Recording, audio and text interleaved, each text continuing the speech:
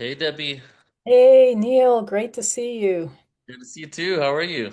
Happy New Pretty Year. good. Happy New Year. So here we are, All right. 2026. So I wanted to have this conversation with you today, because I really admire what you're doing with Portal to Ascension and wanted to talk about all the things you have coming up in this year and even in 2027. We can look at that as well, but I just wanted to have this conversation with you about that because you've been doing this a long time and it just keeps expanding and expanding. And I'm super happy to be a part of it. I mean, just to be, a speaker or a presenter at some of your events has been, life-changing and amazing. And I want everybody to experience that. Thank you. So I'm going to just start off letting you kind of give us the background of how Portal to Ascension got started. Yeah. Because I remember like attending some of your online stuff. As early as 2016. I Wow. know you started way before then, Yeah. but that was when I first got introduced to you, and I was thinking like, wow, this looks like an Arcturian brother, like I can put this in. That's funny. Yeah. Yeah, um, so I just want to just hear from you, like, how'd you get the idea? How did this all start? And then we can just move on from there. All right.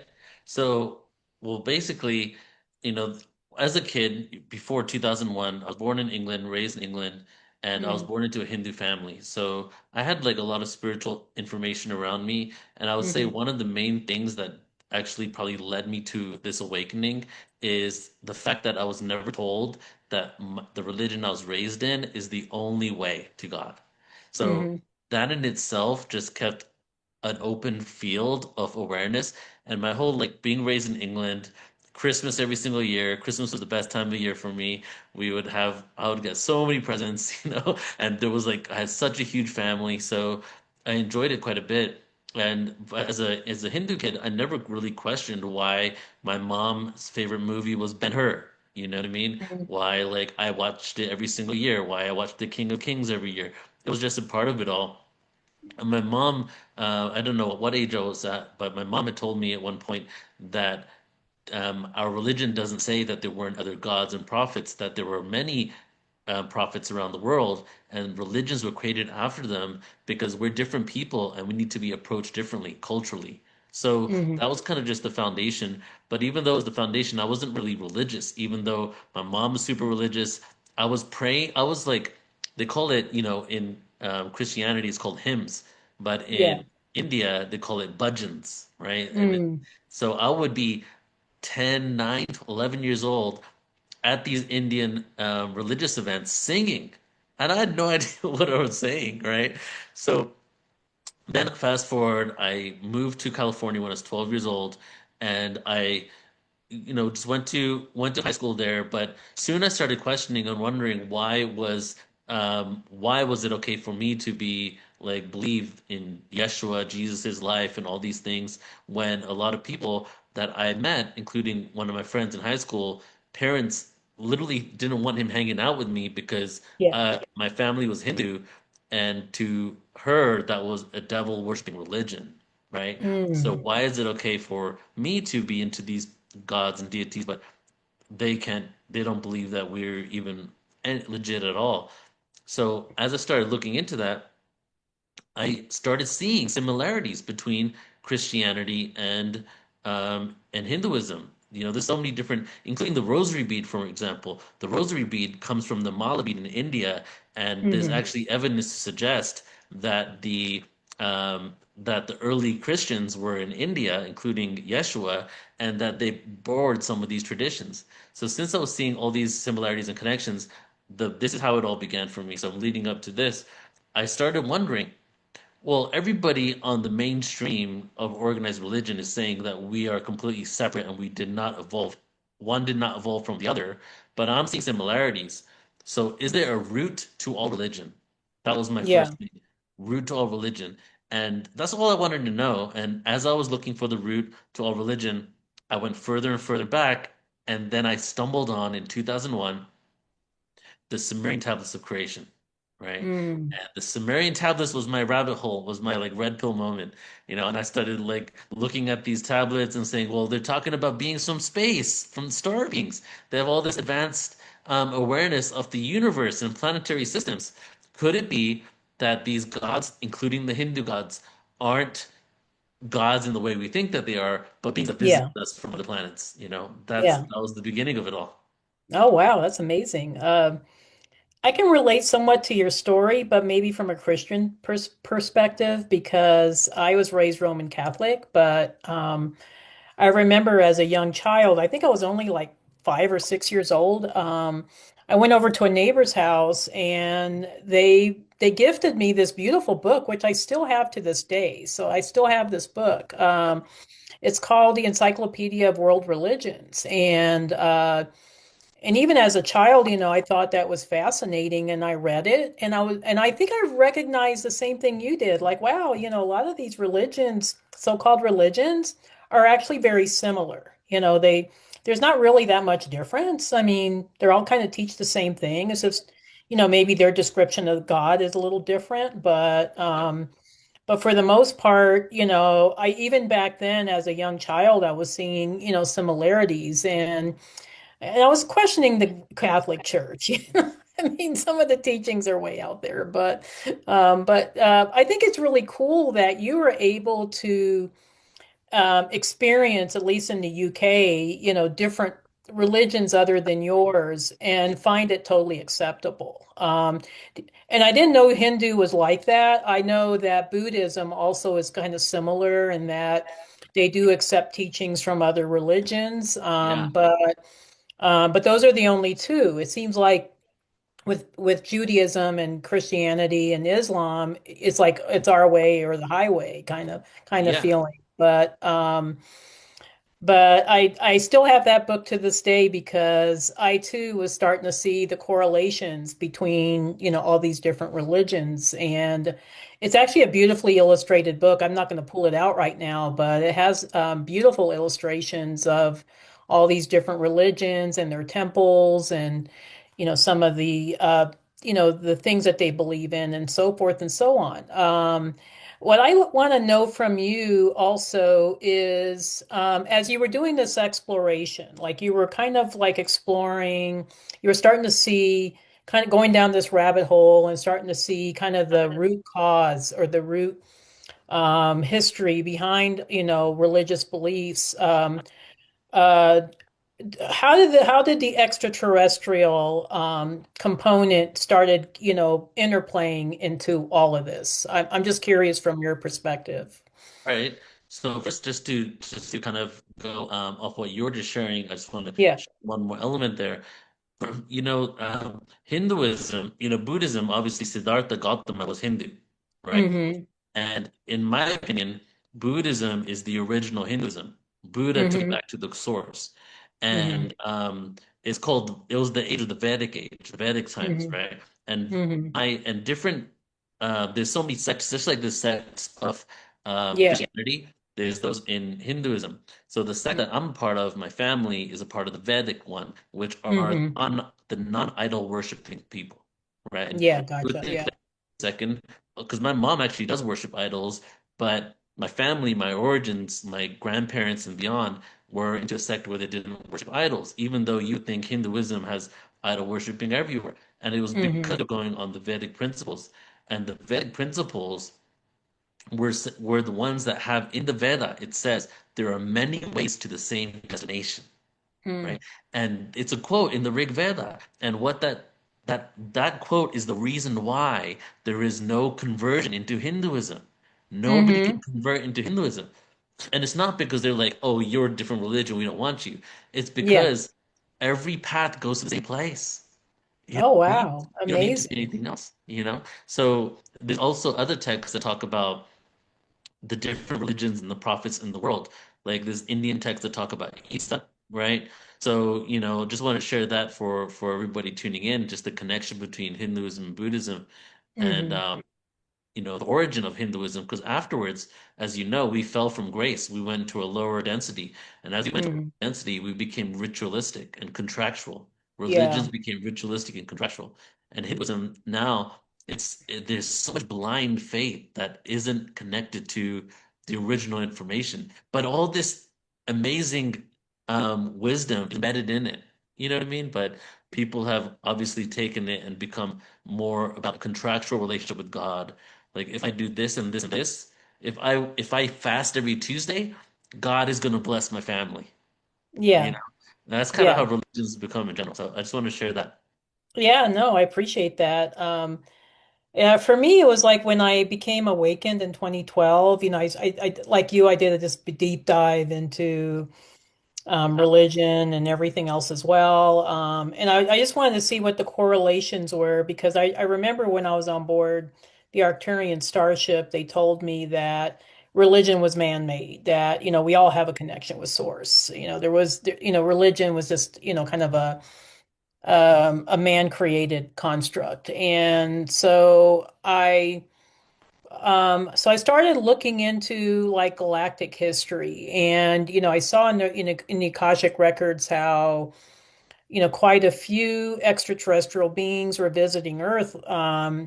And one of the most prevalent, I would say, was the Vegans from the Vega system. They were visiting the Middle East and West Asia quite a bit. And that was pretty much where the original religions were born. Yeah, it was, Buddhism and Hinduism. And a lot of their concepts actually came from Vedic texts that describe these extraterrestrial beings that were visiting, they were blue-skinned beings, which, basically describes vegan, humanoids. That were visiting Earth back in that time. And the Vegans were known as, they were like the masters of spirituality, so they were the ones that mastered spirituality long before even some of the other races did. And they might even been the original humans. I mean, everything started in Lyra anyway, uh, but these beings were far ahead of everyone else as far as spirituality and also healing practices. And so I believe that a lot of humans on planet Earth were probably learning a lot of these spiritual concepts from extraterrestrial beings, that were visiting Earth, Yeah, I way agree with back, that. yeah, early history. Which is a lot of what I like to talk about. So I Yeah, like to talk about, the extraterrestrial influence on planet Earth, and I know you do yeah, too. yeah. So, And I know it's my uh, we talk about a lot of things in Portal to Ascension, but it is my favorite topic, and it's yeah, as we know we are these beings that have incarnated from these realities, and there's something within us that just wants us to rejoin with the galactic family. And now getting into like the point of how the ET thing came from me, just to finish off with that Hinduism thing, because it actually ties back to Hinduism, is that yeah, Vedic awareness was always a philosophy. It was a way of hmm, life. It wasn't ever a religion. you're Buddhism right. was not Buddha. There was not even any chanting in Buddhism. Chanting came 1,000 years after Buddha, right? There Hmm. was just meditation and connection. It was no dogma involved. And so when I was doing the search, this as I shared, the Sumerian tablets of creation were the first things I found. And the couple things I found was the seven tablets of creation, 7 days of the week, right? There's a 10th planet in our solar system. There's a tablet Right. that has a map of our solar system with all the planets in the right position. But there's an elliptical orbit planet called Nibiru, right? Which everybody probably Hmm. knows the story by now. And so Yeah. that was like, wait a second. And I didn't go and jump off the deep end in that moment. I just had to look at two different things. I Right. Or at either least, or at least just look at things from a different perspective than what we were taught. yeah, Yeah. like, and Yeah. the two questions I had was, okay, so either now that we know that there's a source text for a lot of Mm-hmm. ancient religions in the world, Mm-hmm. either all religion is complete BS and God doesn't exist because it comes from an ancient sci-fi story made by these ancient civilizations, right? Mm-hmm. Or maybe these myths had some truth in it and they were describing in their own way, metaphorically, poetically, um, through descriptions of actual visitations from space, Oh yeah. and I felt that this world and us living on this planet, there's too many anomalies involved for there not to be some sort of creation element that's going on here, right? And back then, I would have these thoughts too, like, for example, if Saturn and Jupiter did not exist, right? And if they did not exist in the exact positions they are in right now, the Earth would Hmm. have been destroyed a million times over by asteroids. Oh So yeah. Oh yeah. just that those planets actually ended up forming, ended up going into the right positions in order to protect us and absorb gravitationally things that destroy us, the chances are so astronomical, it almost seems like these things were put into place deliberately, you Oh, know? absolutely. And it's But no yeah, accident that the Antares Arcturus Midway Station is actually located between the asteroid belt and Jupiter. So even the interesting. extraterrestrial beings know that that's a safe zone, like they can hang out there, and keep an eye on planet Earth, So That's it's crazy. fascinating. Wow, Yeah. amazing. So okay, so then the Sumerian tablets, and then of course we talk about the Anunnaki.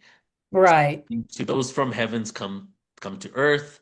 Hmm. And but the real big thing here was it could have been a standalone text, but the fact is that it was had a lot of things that were verbatim in Genesis, in Right. the Testament, including we were created in their image and their likeness, which was the Hmm. quote taken into the Bible. We were created in God's image and God's likeness.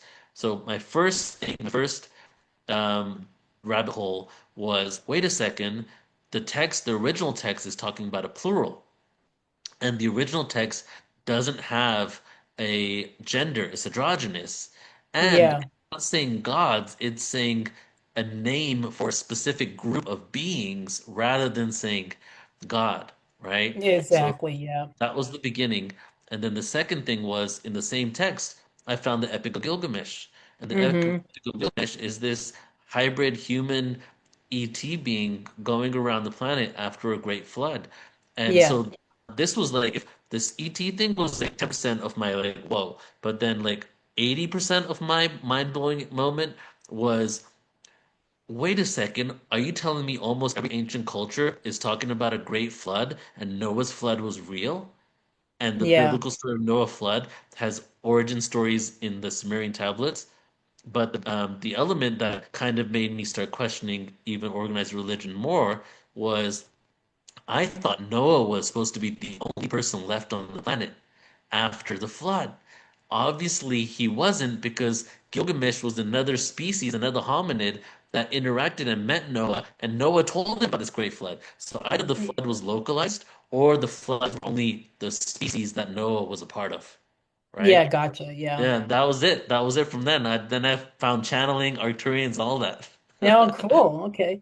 So Yeah, what made you decide to start Portal to Ascension? So, what was the brainchild behind that? Because it's been yeah. ongoing now for gosh, it's been almost 2 13 decades. years. Yeah. Yeah, it Yeah. started in, I know, it started in 2008. So Hmm. the real origin of it started in 2006, and I Hmm. wasn't trying to create events. I just was one of the first. I mean, back in 2006, there was so many groups popping up on Facebook for Oh, consciousness, there these, was. Yeah. you know, and so I was one of those groups. I created a group called 2012 Consciousness, Mind Evolution, and Presence. That was a big name Hmm. of the group. And it was just like, because I was deep into 2012 at that point, and I really felt like there was going to be like, there was shifts for sure, and energetic shifts, and there was physical things happening on the planet. But I was like, I was living in a fantasy world on some level. I thought like third dimension over, fifth dimension begins, simulation complete, game over in the sky. You know what I mean? I like figured that. So I created this group. Thousands of people started joining, and over a couple of years, it got bigger and bigger. And I started making all my friends on Facebook. Had like thousands of people that were I was emailing, messaging back and forth with. Most of my conscious community at that point was just through Facebook all over the world. Edmonton kind of happened to have the most awakened people at that moment. Like I was connecting with a lot of people over there, and so that continued. And at that point, I was actually working, doing finance. I was doing, I was a compliance officer for stockbrokers, and then I was an assistant to a financial analyst in 2008. And then in 2008, the stock market crashed, and I was Mm. working as a financial analyst, financial assistant to a financial analyst. I was doing the trades for him. He was the analyst. And Yeah. so I lost my job because the market crashed, and he fired me. And the next week, right? So this is like the month of August of 2008. The next week, I go to open mic, and the first time I ever performed spoken word poetry. So I'm performing at the open mic. I'm kind of depressed actually at that point in my life because I was all into conspiracy theories. I was a deep conspiracy theorist person at that point. Illuminati's at Yeah. I think depopulation. conspiracy theories are the gateway Yeah, sometimes to exactly. yeah, to this genre that we're in now, this crazy, crazy Yeah, stuff that we're it doing. is But because it's like yeah, unfolding lies in the manipulation, yeah, right? exactly. You Yeah. got to like confront that stuff.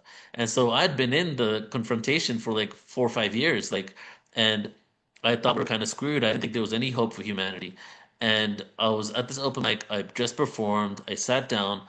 One of my friends, who became my friend that day, goes on stage and sings the song called My Name is Love.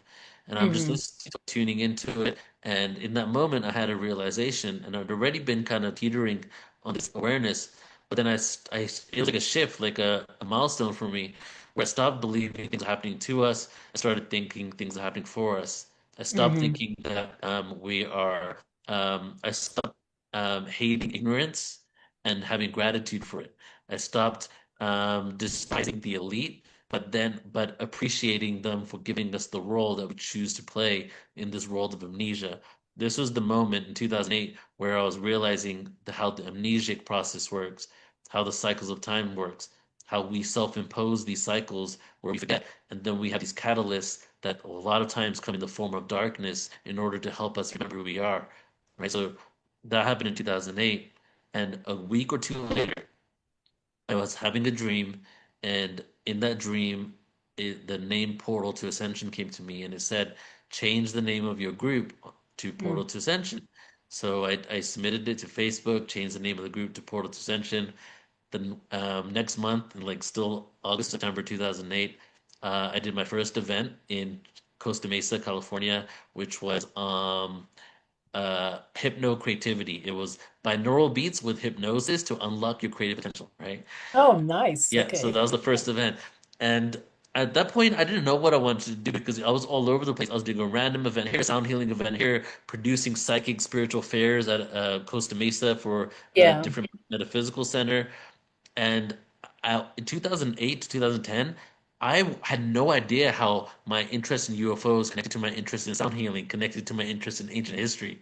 I thought they were all like separate from each other. Separate. Yeah. And I didn't, Separate. and I'd rack my brains like, how can I create a website that has this all? Because I'm into too many things. Yeah. Yeah. And then, as you know, it's all one. It's all part of the same Yeah. thing. It's all part of the same thing. Yeah. Yeah. They're all connected. That's Yeah. amazing. Well, it says here on your website that you produce 70 events a year. That is very prolific. I mean, that's prolific even on a mass scale. I would say you probably outdo even Gaia TV on their events. And um, as far as maybe not the scope of it, but just the amount that you do. And to me, that takes an extremely, I would say, not only dedicated person, but also a very organized person. I mean, I'm sure you have staff that helps you, but Yeah. that takes a lot of energy. Uh, so maybe what we can talk about next is how do you come up with the ideas to do certain events, and who do you reach out to as far as partners in Portal to Ascension? Is there a certain genre that you're looking for, or are you kind of across the board? Because it seems like from what you were doing, Pat, back in 2016 to what you're doing now, you're Yeah. getting more and more galactic. That's just my own observation, Yeah. but because I know you had like William Henry in the past and some other really big speakers, but they were more Ancient kind of more history. Yeah. generalized. And now you're getting like people that are really like into the galactic. information. So, maybe just give us an idea of what that evolution, how that all happened, or how that came about. Yeah, so we'll start with the promotional partners. So Yeah. what I really have always wanted to embody for many years now is Hmm. called conscious collaboration without competition. And Right. what is early on because I was on the road for 2 to 3 years doing events at metaphysical centers, doing events at yoga centers from San Diego to Vancouver, up and down for 2 to 3 years straight. And the amount of people I've interacted with, the amount of speakers, the amount of centers, I've just, and then conferences, the amount of conferences that I know about and how much Hmm. competition there is and how many people really don't embody like what we're doing this for. And um, like I'm not going to name names, but like I've had Yeah. like make me my business in big conferences that have called my speakers and spread lies to get my event canceled. You Oh know, my goodness. Yeah. Yeah, there like is some of that going on. That's like Oh, crazy. it was Yeah. like hard. At some points, it was hardcore, Yeah.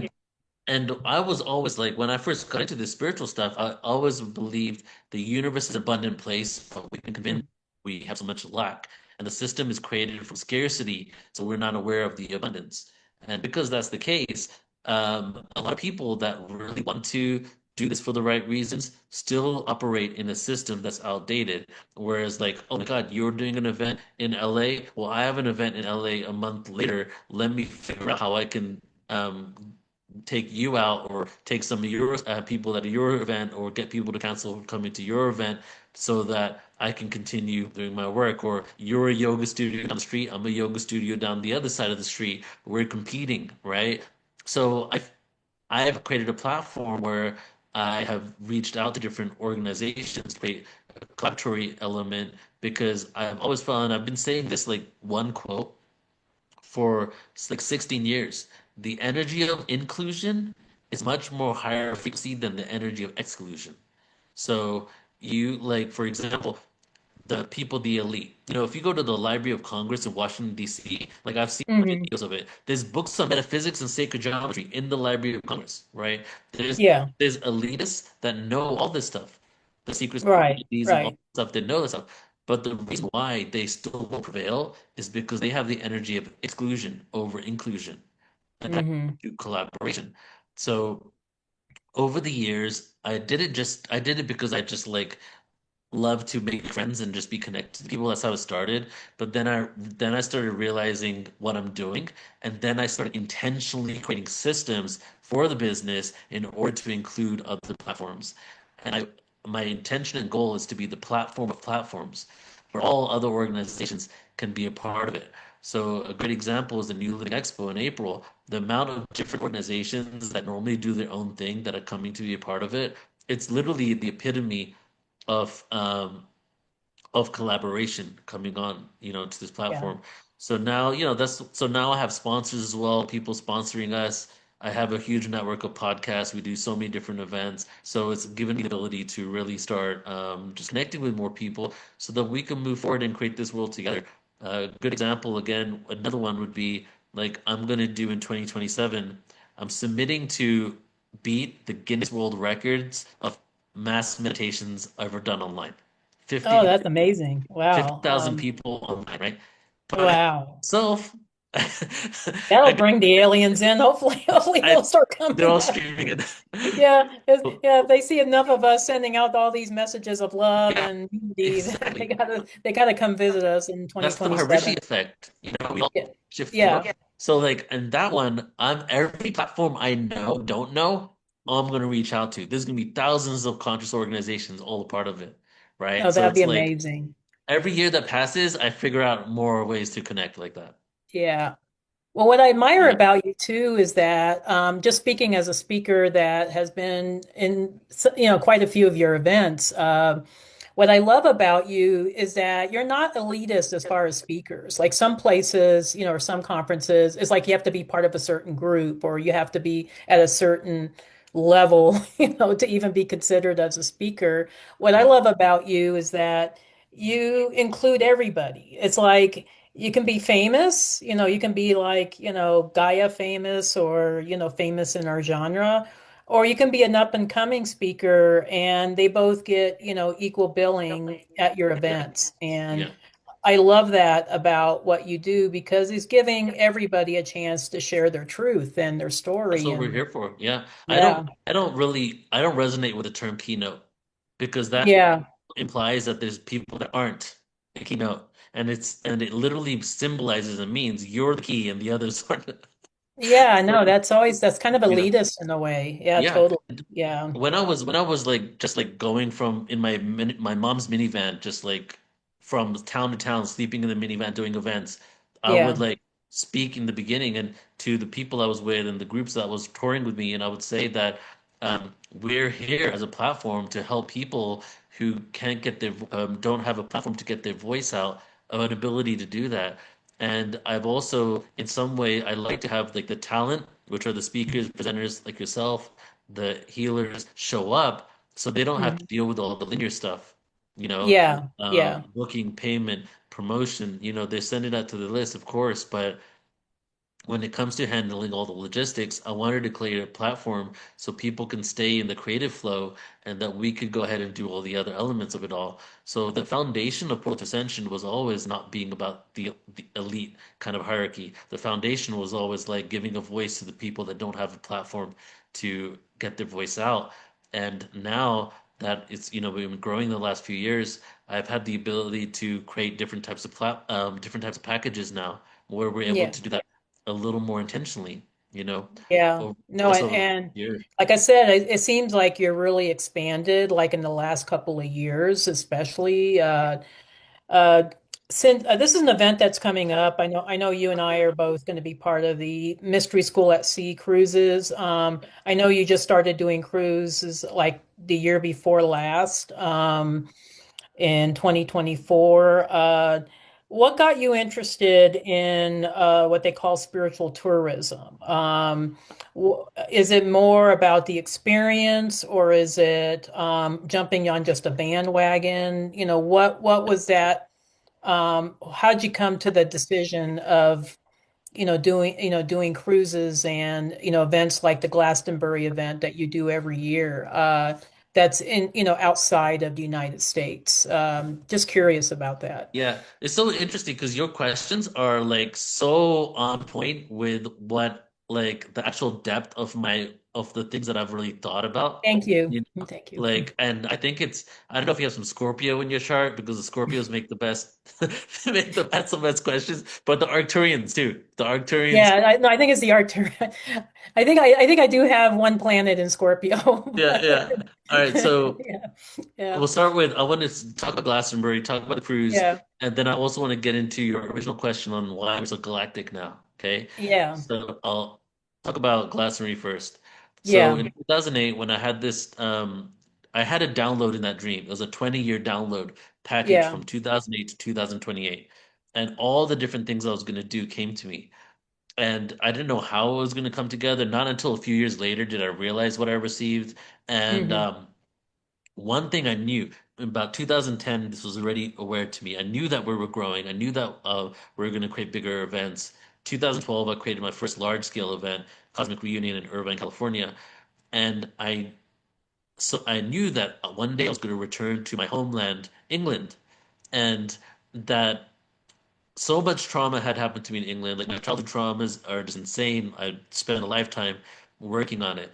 And I knew that one day, when Portal to Ascension gets to a certain level of being able to become international, the first place I'm going to do an event is the place that I was born in England in order to bring basically close a chapter of my story. And Right. it was the karmic healing kind of thing, and also going back and bringing the energy to where it all began for me. So I was in Glastonbury 5 years ago, so and 4 years ago. And when I'm in Glastonbury, I put a post on the Telegram for Portal to Ascension. Anybody, any of PTA community in Glastonbury, I'm here. Somebody said, "Oh yeah, I live here. Let me make you lunch, and let's go to the King Arthur's Abbey and have lunch." So I'm there, and she goes, have you ever thought of doing an event in Glastonbury? And I'm, well, why would I do an event in Glastonbury? If I did an event in England, wouldn't I do it in London? That's where the people are at. There's nobody Yeah. here. This is a small town. And I go, all right. She tells me, no, she said to me, in England, in the US, there seems to be a lot of ascension work where Hmm. there is a goal. People have these goals of the awakening they want. And what she's noticed in England is most of this stuff is compartmentalized and fragmented, where people are doing their thing as a Reiki healer and different things like that. But the ultimate mission of putting that all together, of the evolution of consciousness, doesn't exist in the way that she's witnessed in the US.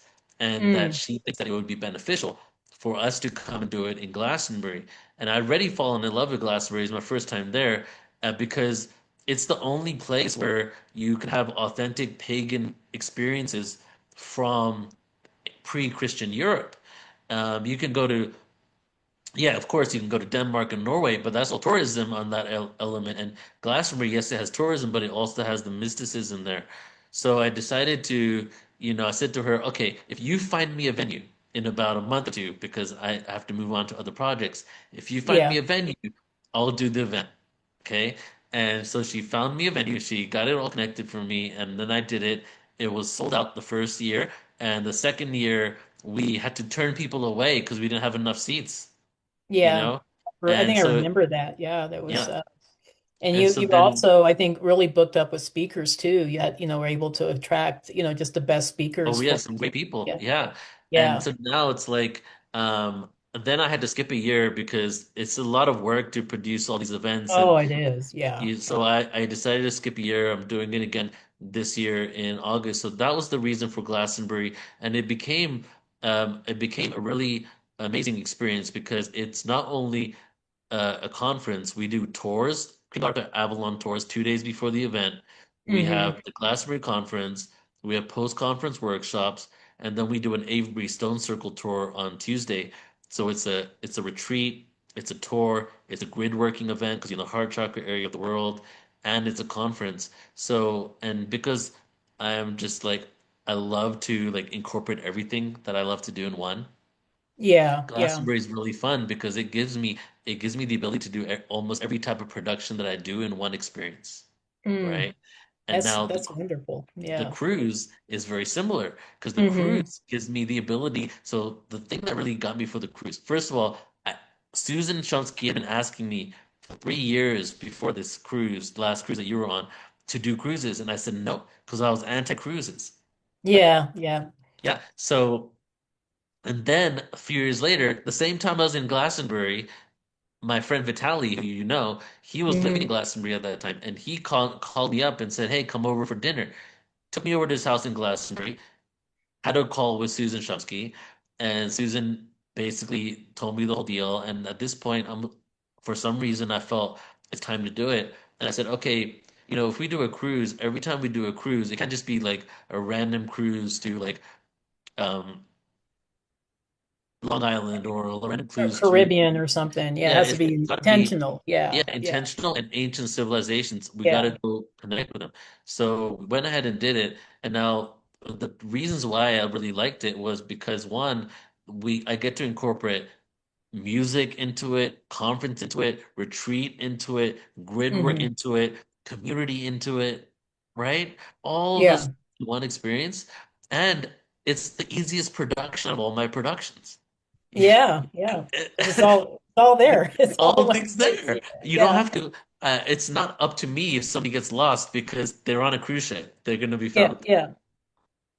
You know. Yeah. So No, it's amazing. Yeah. yeah. So it worked out on that level. So that's the reason why I did the cruises. No, yeah. And so you did the Galactic Cruise back in 2024. That was December, and I was a part of that. It was amazing. It was an amazing experience. And now we're going to do the Mystery School at Sea cruise in the Greek islands and Turkey, which is going to be like mind-blowingly Yeah. amazing. Like if the last cruise was great, this one is going to be phenomenal. 100%. Especially because I learned a lot of lessons from the first one. You Yeah, know, exactly. Yeah, yeah, we have like almost half the speakers that we had before, and we yeah. have 3 extra days. and we're in the Mediterranean, so the distance from one place to another place isn't like hundreds and hundreds of miles. It's like very little. So we get to go to experience more things. We go to seven different ancient sites. So I feel like we're gonna have more time because, as you know, the last one we had so much going on, right? It's like Yeah, yeah, it was almost like the last one. I think it was really well planned, but it almost seemed like it was almost too much. Like sometimes yeah, people just need time to integrate like all the, all the information they're getting from all, the various speakers and the event and the excursions and things like that. yeah, So, I like that, you decided to do a 10-day cruise because, now we're going to have more time for integration. And exactly. I think that's important. I think sometimes people just need to, chill for a while too and, just enjoy, the cruise experience or, Yep, the ports that we're moving, that we're going to be at. Um, so me personally, I was very honored to, honestly, to be invited to speak because that's my ancestry. My genetics is from the Mediterranean. Um, so I'm Italian, but I also have, Greek and Turkish genetics. So I just kind of feel like it's going to encapsulate. So just like how you were with England, like you felt like you had to do something in England to integrate, yeah. whatever past lives or, your genetics from that area. That's how I feel about the Mediterranean. Oh So yeah, that's yeah, beautiful. Yeah, and that's yeah. another reason. Like the reason why I chose Yucatan at first is because I've lived in the Yucatan in Playa del Carmen for 3 years Oh myself. yeah. If there's any place that I know more than back home in California, it's that area. Yeah, And the totally. reason why I Yeah. lived there for so long is because of my connection to the Maya. And now Yeah. with Greece, like if there's any ancient civilization besides the Mayan, that I love the most, it's the Greek civilization. I Oh feel, yeah. Yeah. I I feel the feel same like way. Yeah. there was an old world, there was a new Hmm. world, right? Hmm. The Roman Empire was really the foundational element of the new world, but the Yeah. Greek Empire was the middle point. They teeter-tottered on both sides. Yeah, Like and a lot of the great philosophies and medicine and yeah, science came from ancient Greece. So these were not exactly. stupid people. I mean, they had their pulse on something. Also great literary works like the Iliad Mhm. and Odyssey and all the other the Greek tragedies that are still part of our culture today. Exactly. Yeah, yeah, yeah. Uh so I'm excited to I always like to tie in the extraterrestrial element to these civilizations. So Yep. that's what I'm going to be speaking about on this upcoming cruise. And for those of you that think, wow, I want to go to Greece and Turkey and I want to be a part of that, just go to portal to ascension dot is it portal to ascension.com is your website? .org. Yeah. Yeah. .org. So But it's yes. .org, but the .com forwards to .org, so it's the same one. Okay, But gotcha. Okay. So you can go to events on there, it will have the event, but the right. direct link is mysteryschool@sea.com. Oh yeah, yeah. If you want a direct connection, just go to mysteryschool@sea.com. Yeah, I forgot about that. But yeah, that would be and then you also do a lot of online events, like with different speakers, and sometimes you'll have like a group of speakers, and sometimes it'll just be one speaker. And I like that you have a choice of both, like both the in-person events and also the online, because not everybody can go to an in-person event. And so you're giving them this option to still get some great training or some great information, but be able to do that online from the comfort of their own home. So yeah. So do you want to share with us some of the things that you have going on in 2026? I think that would Yep. be really interesting Okay. for people to know about. I'd love to. So yeah, like what I've realized was like doing these online events is that there's in the US in general, we have so much happening, right? And Yeah. from where I'm from in California, it's the most saturated place with conscious and spiritual events, right? Like Hmm.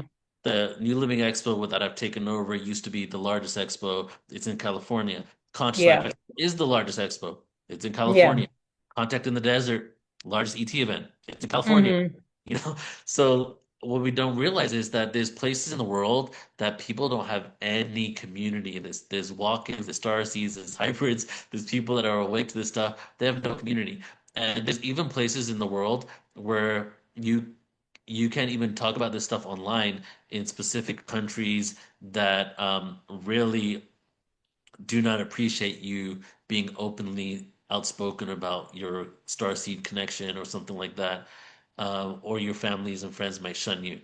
So Yeah. when I started these events, I was getting like messages from people around the world, people in India, people in Kazakhstan, people in Russia that didn't have any community, and just being really grateful for the fact that they know they're not alone because they're connected to the global community. So this event, obviously, people from everywhere attend, a lot of people in the US, but it also gives those people that aren't able to, you know, and some people that can't even afford a flight out. There was a family in India in a small village that emailed me once saying that they would gather once a week together to watch my events, right? Hmm. So I've really appreciated the ability to do that. And now what I'm doing this year is what's happened because of the new Living Expo is there's so much work, so much going on. Not only did I inherit this expo, take it over, but I rebuilt the whole thing, and we're doing all these systems. It's like 12 to 14 hours a day, and it's taken up a lot of time and energy. So I'm reworking my schedule a bit to create some space so that I could really focus on making this event huge. Because in I want to get 3,000 people this year.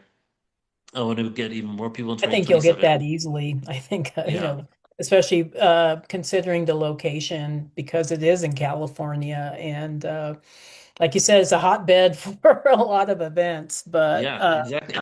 It's such a yeah, beautiful area because it's the Bay Area, but it's over the Golden Gate Bridge, so it's in Marin County, which is just yeah. beautiful, lush greenery everywhere. Oh So it's like yeah. you're 40 minutes from Oakland and 30 minutes from San Francisco, but you're literally in like an area that looks like you're in Oregon somewhere, Yeah, with totally. sun. Yeah.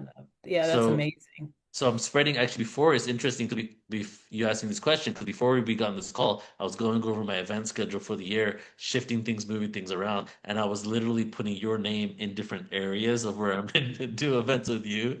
And right Yeah. before we got onto this, and it was just a synchronicity. And so, like, I want to talk about why we're becoming more galactic, and then also tie it into my events for this year. Yeah. I noticed like about a month ago, I was thinking like sometimes I get a little anxiety because there's a lot of people relying on me for the success of certain events, especially the New Living Yeah, Expo yeah, with totally. all these Yeah. exhibitors, right? Like, and I have like 125 exhibitors, I have like 100 speakers, and they all relying on my ability to make this event successful for them. And so there's a lot of like sometimes a lot of pressure with all of that. And I was thinking the other day, a couple months ago, like, wow, the New Living Expo has historically been very much self-empowerment, new age spirituality with a hint of ETs. But Hmm. I'm full on ET, right? Yeah. I'm Yeah, you are. Yeah. and I'm bringing in like the galactics on a level that this event has never experienced before. The amount of galactics coming in here is like four of these events combined all in one, right? And Yeah, that's amazing. And then when I do events on my YouTube channel, the ones that get the most views are all ETs and UFOs. When I put out polls to my list and everything, people say the number one thing is metaphysics and healing, but then when they come to events, they don't go to those events. They come to the ET events, even though Mm-hmm. there's a healing component there. What I'm gauging from these surveys is when you ask somebody what you're into, they're into the self-help. But Right. when they want content, they want to know what else is out there. It's that Yeah, that's true. curiosity, Yeah. right? Yeah. And my most successful events that are it's just a win-win for me because not only are they successful with the amount of people that sign up, but they're also successful because it's a win for me because this is the topics I'm more into are the ones with you, with Vivian Chauvet, with Marilyn Glowacki channeling Zazar, with Steve Hmm. Noble who does the Starseed people, with Altia, like so people are really resonating more to the galactic awareness, and I want to always infuse. the metaphysics. So every 3 months, I do a metaphysical conference. I know like Ascension Alchemy Conference, Ancient Yeah, Mysteries gotcha. Conference, you know? Yeah. So, but I normally do those events for free. Hmm. And so those ones are just like gifts to the community, healing, all those kind of things, right? So, and then I have the ancient history things. Now, the reason why like I don't work with William Henry anymore and other people is really because some of these people got so big that they just don't have the time for me anymore. Yeah, no, I get I, it. I Yeah. I would love That to was a continue. while ago when you had Yeah. William Henry on Like on your I still to this platform. day, I have more Yeah. content than William Henry than any other platform does because I did so much with him, you know? Yeah. And Yeah. but they don't have time for it. And then other people, honestly, they start doing webinars with me for a couple of years, and then they realized, oh yeah, I could just do this myself and cut out the middleman, and and then just keep doing it themselves, you know? So those are like some of the like behind the scenes of what happens, and people go ahead and do their own thing, right? Right. So what I'm now like I'm going all over the place, but really what I'm trying to say here is now what's coming up is the reason why galactic awareness is more important than ever is because we're rapidly approaching a moment where everybody on the planet is going to know we're not alone in the universe. The UFO Exactly. Yeah. theme is not only really prevalent in the metaphysical world, but it's also really prevalent on the mainstream now with all this discussion. Whether you are in on the fact that they're trying to disclose something or not, the fact is that we now know that there's lies, manipulation, and there's been people that have benefited from the lying to us about the existence of ETs, reverse engineering UFOs in craft, and so much more in regards to that topic. So right now, what we've witnessed is over the next few years, there's just going to be more information coming out. And because that's the case, I'm getting more and more into informing the masses of what is next after disclosure. What is next after us knowing we're not alone in the universe? What is beyond the fact that we see lights in the sky? What is beyond the fact that they are doing things that are through our physics doesn't make any sense, right? That's what they've stayed on for so long. Who are these beings? What messages do they have for us, right? You know all the stuff you're in this world. Like, there's so much more to the fact that, oh my God, I saw a sighting. Oh my God, it went so fast. It shot Mhm. up into space in 1 second, and nothing can do that, right? Yeah, nothing on this planet can do Right. that. But Yeah. the thing is, who are these beings? Why are they here? What connection do they have to us? What does this mean for our history and who we are? What does this mean for our future? Okay. And every single other element of the world is connected to it. Our spirituality, knowing a higher level of consciousness, right? Hmm. Our energy, not only Hmm. physically in our body's energy, but energy as in even petrol and gas and 0 point energy. Yeah. Religion is connected to it. Money is connected to it. Healthcare is connected to it, right?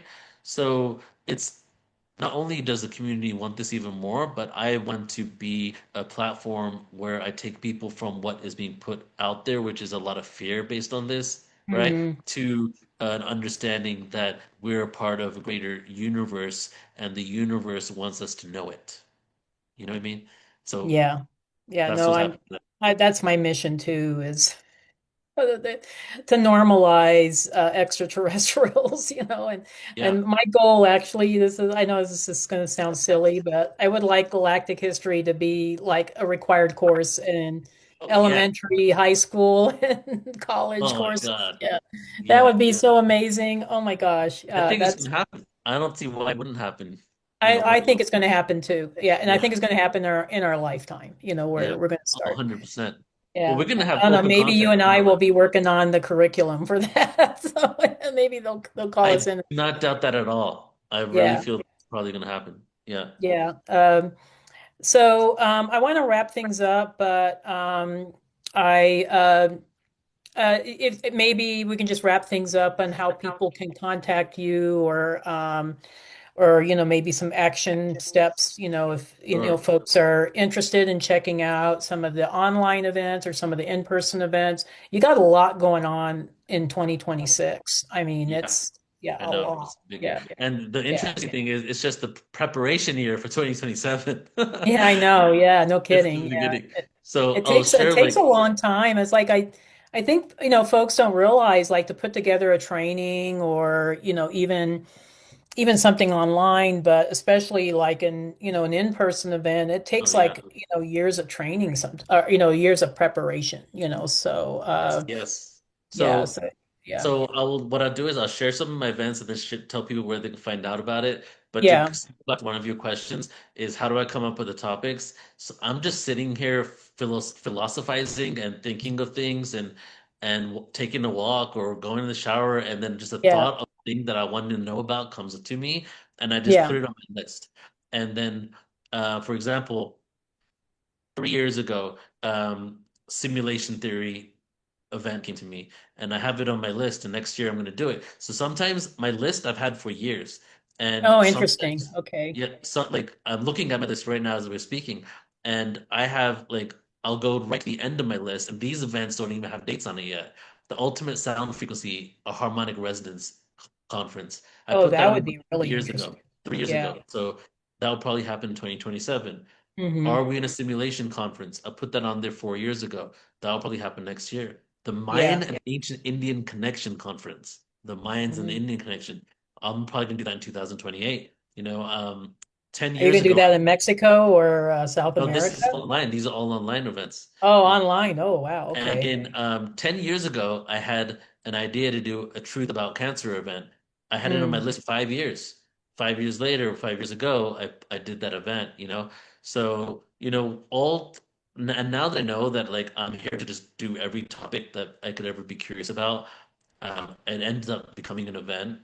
And then we eventually create it. So some things that we have coming up this year, and I'm sure this is going to probably go out after this event. So when this interview is being recorded tomorrow, is the Real Disclosure Conference. So I'm doing a 2 day free Yeah. event on disclosure. Then next week I have the Palladians and the Arcturians conference, and I Yeah, I'm just gonna be part wanted of to bring that. them Yeah. together. Woohoo. So you're part of that one. Yeah. Then I have Geraldine Orozco, The Truth About Cosmic Lineage, on the 31st of January, the Return of the Dragons Conference.